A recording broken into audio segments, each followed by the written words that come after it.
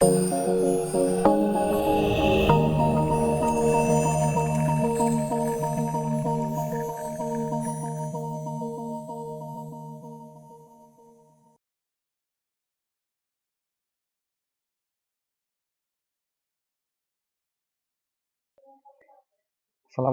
warahmatullahi wabarakatuh.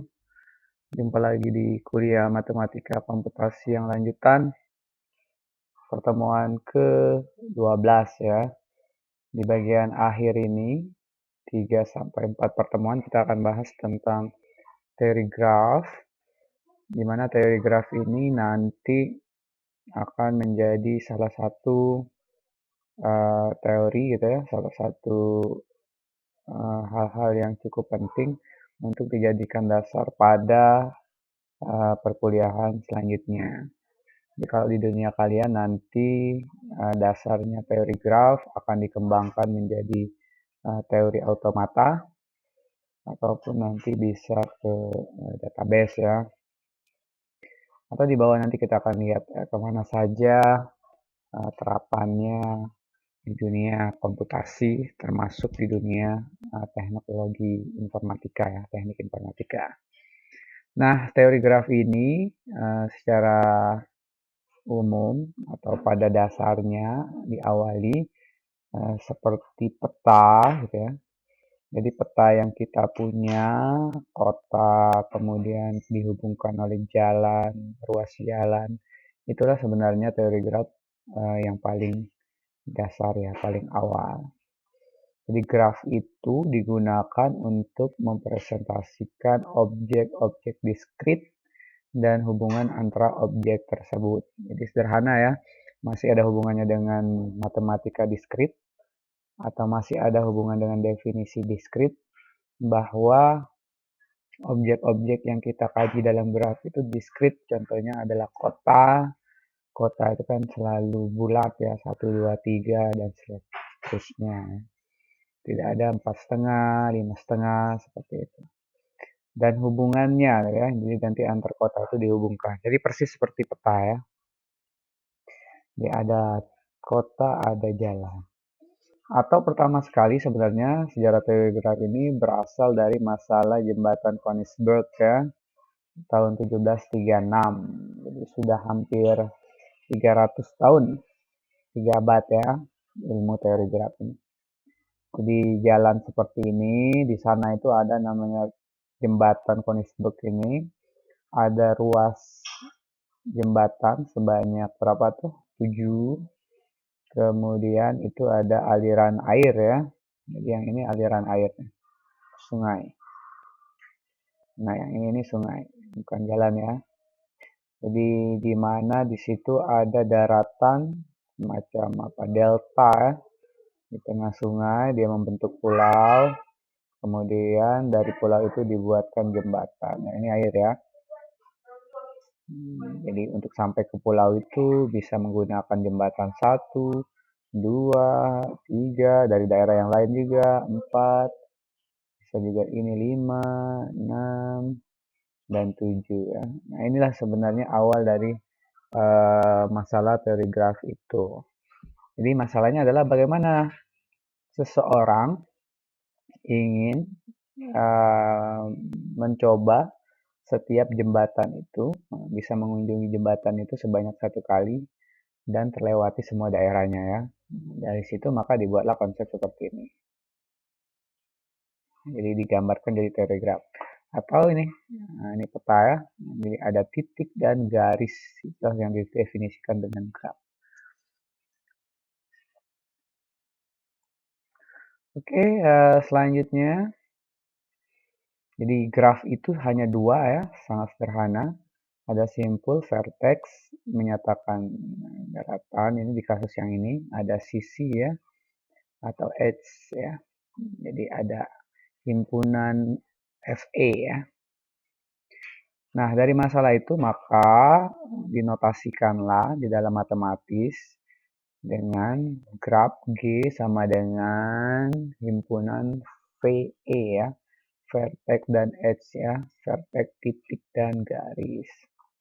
Jadi kembali ke topik himpunan bahwa graf itu minimal terdiri atas titik dan garis ya.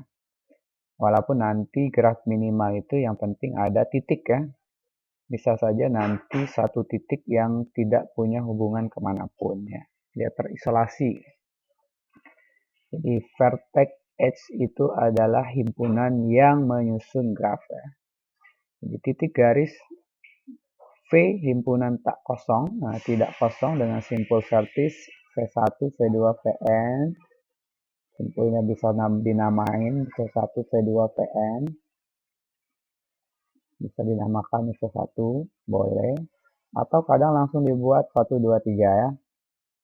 V2, V3, ini V4 ya.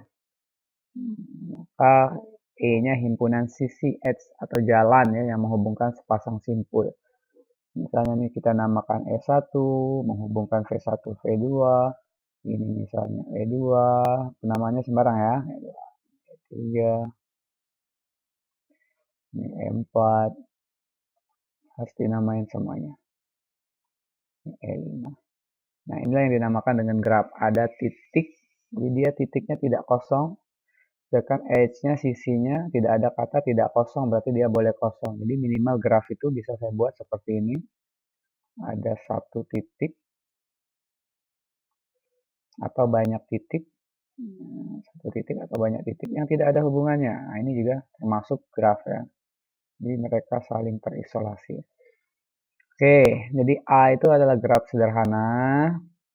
Ini sederhana karena dia hanya menghubungkan satu titik. Titik satu dengan titik yang lain dengan satu jalur sederhana ya. Yang B itu graf ganda karena ditemukan ada satu kota atau antar dua kota ini dengan dua jalur ya, ganda ya. Kemudian ini graf semu, yaitu dia ada looping atau apa namanya ya, dari kota itu dia balik ke kota itu lagi ya, tanpa melewati kota yang lain. Nah, looping ini biasanya sering dipakai di pemrograman ya. Jadi kalau kalian nanti memprogramkan sesuatu, dia akan looping lagi ke bagian awal gitu kan. Kalau di kuliah pengantar teknologi informasi mungkin ya, pada saat Anda memesan sebuah pesanan, misalnya ya, tidak, pada saat tidak, maka dia akan balik lagi ke atas. Nah, looping itu namanya ya, mengulang lagi. Kalau ya, dia akan lanjutkan ke instruksi berikutnya. Kalau ya, lanjut lagi. Tapi kalau tidak, dia akan balik. Nah, peserta yang dinyatakan lulus di ISB Atmaluhur. Jika ya, maka melakukan registrasi. Jika tidak, daftar lagi misalnya seperti itu. Itu kan looping ya. Oke. Apalagi nanti di bahasa program ya, jika sudah masuk if then itu ya, if then else. Nah, else itu biasanya dia akan looping lagi. Ini ya tentang definisi graf. Jadi titik dan garis, titiknya harus ada karena tidak mungkin ada garis sendiri seperti ini, tidak mungkin, haruslah ada titik. Jadi harus dimulai dari titik atau vertexnya ya, vertexnya. Kemudian ini pada contoh pada gambar 2 G2 itu kita punya himpunan titiknya 1 2 3 4. Kemudian S-nya kadang-kadang dituliskan seperti ini, boleh menghubungkan titik 1 ke 2, 1 ke 3, 2 ke 3, 2 ke 4, 3 ke 4, semuanya dituliskan ya. Atau kalau dia sudah punya nama, tinggal kita cari 1 ke 2 itu dinamakan dengan E1, kemudian 2 ke 3 kita cari E2 dan seterusnya ya. Kemudian gambar yang ketiga sama, ada titik 1 2 3 4, kemudian karena ada namanya S-nya kita kasih nama ya. Namanya sembarang ya. Jadi cukup urut S1 sampai habis ya. E itu edge ya, edge atau sisi, boleh. Jadi ini graf sederhana karena hanya dihubungkan hanya satu-satunya jalur dari kota itu ke kota lainnya. Yang ini ganda karena bisa dua jalur. Yang ini semu ya, karena ada graf yang balik lagi ke dirinya sendiri tanpa melewati kota-kota yang lain. Oh, ini ya, sisi ganda. Tidak perlu terlalu inilah. Yang penting ganda dia punya paralel ya, multiple edge atau paralel. Bahkan lebih juga sudah dikatakan sebagai ganda ya. Nanti ada 3 jalur, 4 jalur dari kota A ke kota B, itu merupakan graf ganda. Gelang atau looping, nah itu pada C tadi ya, graf semu. Nah, jenis-jenis graf yang pertama graf sederhana, simple graph. Graf yang tidak mengandung gelang ataupun sisi ganda, tidak ada loopingnya, tidak ada gandanya, sederhana ya. Sedangkan kedua adalah graf yang tak sederhana, unsimple graph ya, yang mengandung sisi ganda atau looping ya. Ini gelang, ini terjemahannya, gelang itu berarti dia ya looping tadi. Nah, kemudian berdasarkan arah, graf juga dipisahkan menjadi graf yang tak berarah, jadi sama saja dia. Kemudian yang kedua adalah graf berarah. Nah, ini yang berarah berarti dia mengenal istilah forbidden atau tidak ya. Jadi hanya bisa dilewati dari tanda panahnya dari 3 ke 1. Berarti 1 ke 3 tidak bisa. Ini contohnya. Dari 3 ke 1 hanya bisa dilewati 3 ke 1. Makanya kalau dia mau balik lagi ke sini, tidak bisa. Tidak bisa ya. Ini seperti fungsi yang kalau pergi dia fungsi, kalau pulang bukan fungsi lagi ya. Jadi dia sesuai arahnya. Kalau dia ingin menuju kota yang lain juga, misalnya dia mau 1, dari 3 ke 1, kemudian balik ke 3, maka dia tidak bisa pulang langsung. Harus cari jalan kedua, baru mungkin ketiga ya. Atau kedua, keempat, ketiga boleh. Asalkan arahnya menuju ke situ ya. Jadi itu gampang, tak berarah dan berarah, ada panahnya dan tidak ada panahnya. Nah, contoh terapan graf itu pada rangkaian listrik. Ini ada baterai ya, ada resistor, ada penghambat, hambatannya. Nah, seperti ini. Maka titik-titik simpangannya itu dinamakan dengan misalnya titiknya ya. Nah, ini rangkaian. Bisa juga pada isomer senyawa kimia. Yang ini. Atau kalau yang ini yang nanti kalian pelajari di automata ya. Nah, ini ada transaksi concurrence pada basis data. Jadi suatu transaksi itu dikerjakan jika transaksi sebelumnya telah selesai ya. Jadi dia mengenal urutan ya. Jika tidak ya tidak bisa dikerjakan. Misalnya T0 menunggu transaksi T1 dan T2 ya. Jadi T0 itu T1 dan T2. T2 menunggu T1 ya. T3 menunggu transaksi T2. Nah, seperti itu. Ini pada basis data mungkin kalian sudah dapatkan. Kemudian pada pengujian program, ini satu program. Jadi kalau program itu dibuatkan ke dalam graf, read, x, while, begin, if, then else. Nah itu sebenarnya step-step atau langkahnya itu bisa dibuatkan dalam graf. Oh, satu dia harus membaca ya, membaca input x. Kemudian masuk ke 2, di 2 dia akan menerjemahkan kira-kira X yang kita inputkan itu akan lebih besarkah atau lebih kecil dari 9.999. Jika dia kurang dari 0, maka write masukkan tidak boleh negatif ya. Dia lari kemana nih? Lari ke 3. Jadi dari 1, 2 di initial point-nya dicek. 3 kurang dari 0, maka dia membaca write len 4 ya. Jika tidak, jika X-nya lebih dari, ini kan kurang dari, else, selain itu, selain dari kurang, kebalikannya adalah lebih besar sama dengan ya. Jika tidak, ya kerjakan X ditambah 10. Jadi X yang dimasukkan ditambah 10. Maka dibaca lagi hasilnya. Hasilnya dibaca boleh dari 4, boleh dari 5. Tergantung tadi dia masuknya kecil atau lebih besar dari 0 ya. Nah, maka kemudian dari 6 hasil ini dia masukkan lagi ke sini, kedua, kemudian dikeluarkan hasilnya ya, Wordlen ya, dituliskan ya. Nah, kalau gini nih bisa dibuatkan sebagai graf. Jadi kalau kalian membuat program dan paham graf, kemungkinan akan lebih mudah untuk memprogramkan ya. Oke. Nah, kemudian nih automata vending machine, mesin jajah vending machine. Ini seperti di bandara ataupun di Jepang ya, kita masukkan koin untuk minuman, makanan, dia akan mengeluarkan minuman dan makanan. Kalau duit kita kurang, dia akan looping ya. Kita masukkan 0 sen, dia looping, tidak dikerjakan apapun.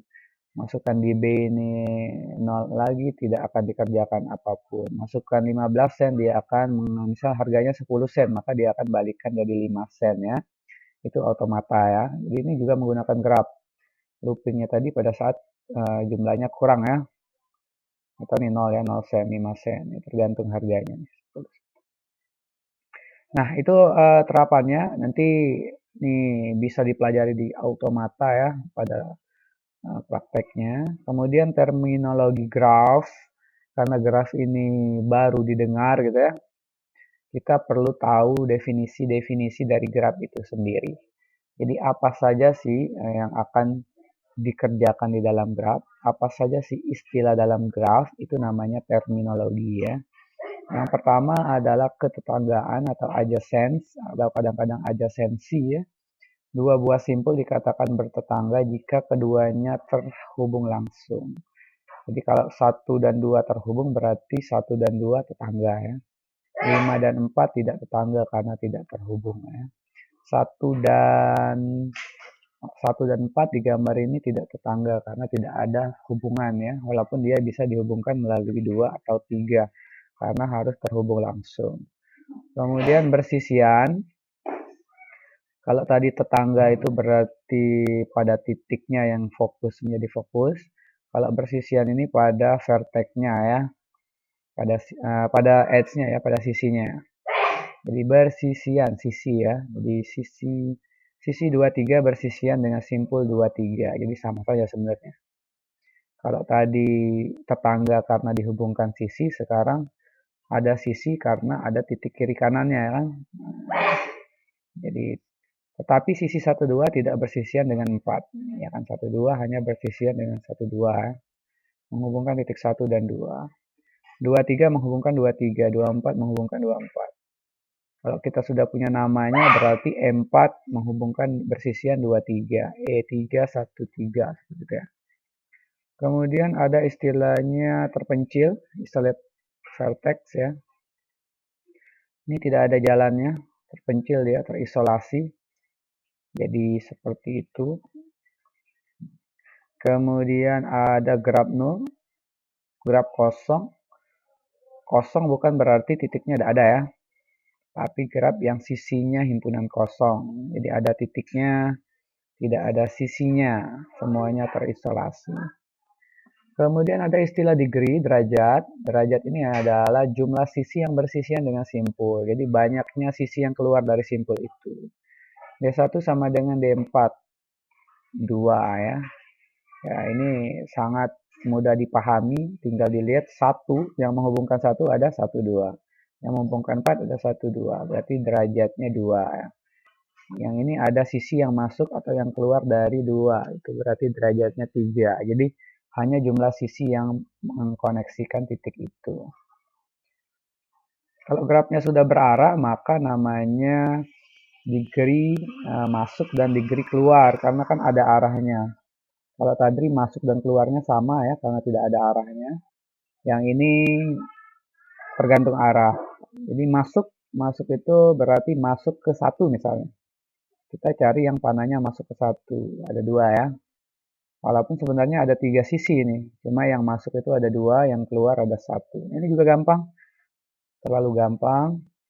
Cuma kita tahu bahwa itu ada yang namanya degree ya. Kemudian ini kalau matematis ada namanya teorema ya. Untuk sebarang graf G, banyaknya simpul ganjil selalu berderajat genap. Jadi yang namanya teorema itu adalah perumuman atau generalisasi, sehingga tanpa menghitung, tanpa mencacah, tanpa mengenumerasi kemarin, tanpa menghitung manual, kita bisa menentukan bahwa graf ini derajatnya genap gitu kan. Contohnya diketahui graf dengan 5 buah simpul. 5 simpul. Dapatkah kita menggambar graf tersebut jika derajat masing-masing adalah, jadi ada yang berderajat 2, ada yang 3, ada yang 1, ada yang 1, ada yang 2. Ini namanya ini ya, 2, 3, 5. Jadi ganjil.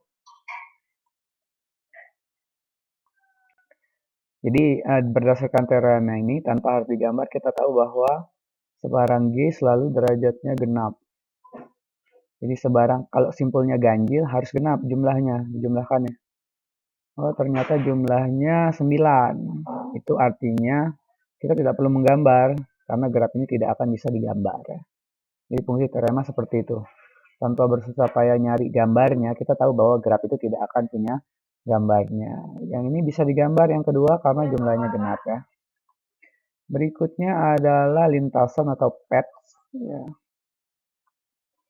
Lintasan atau pet. Nah, lintasan yang panjangnya n dari simpul Fresnel. Ini. Nah, jadi lintasan ini bayangkanlah seperti jalan ya. Dia boleh dilewati berkali-kali, yang penting ada lintasan. Buat lintasan dari 1 ke 2, selesai. 1 ke 2, maunya 1, 2, 1, 2, 1, 2, 1, 2, bolak-balik boleh. Atau 1 ke 2, 1, 3, 4, 2, boleh ya. Yang penting menghubungkan dari 1 ke 2 ya. Jadi panjang lintasan. V0 dan Vn berselang-seling, Vn, Vne, sehingga V0 pokoknya terhubung. Itu lintasan. Sedangkan siklus adalah lintasan yang berawal dan berakhir pada simpul yang sama. Ini kalau tadi lintasan boleh terbuka satu arah ya, dari rumah ke kampus. Melewati Sungai Liat, melewati apa lagi? Misalnya jembatan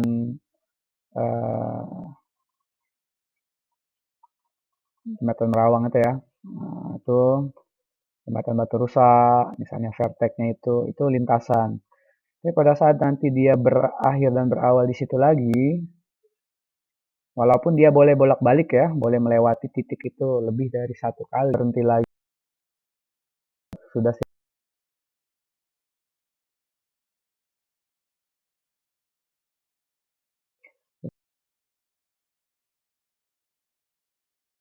di dari sini, dari Ramayana ke kampus lagi, ke Ramayana lagi, ke kampus, ke Ramayana lagi, berulang-ulang lintasan.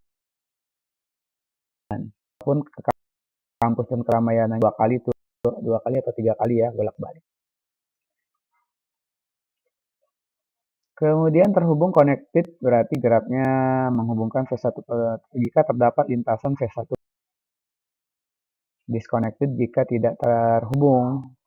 Sampai terhubung, ada 1, 4 atau bisa 1 melewati 2 baru 4, 1, 3 baru 4 boleh. Nah, graf G dikatakan terhubung, ini definisi ya, dibaca ya. Ini gampang lah. Graf terhubung kuat, ada graf terhubung lemah, berarti kuat lemah ini muncul pada saat dia punya arah. Nanti tinggal ditanyakan kalau bingung. Nah, berikutnya adalah cut set, himpunan pemotong ya. Himpunan sisi yang bila dibuang G-nya menyebabkan tidak terhubung. Jadi sisi minimal sebenarnya cut set ini. Sebenarnya kalau kita buang semua boleh ya.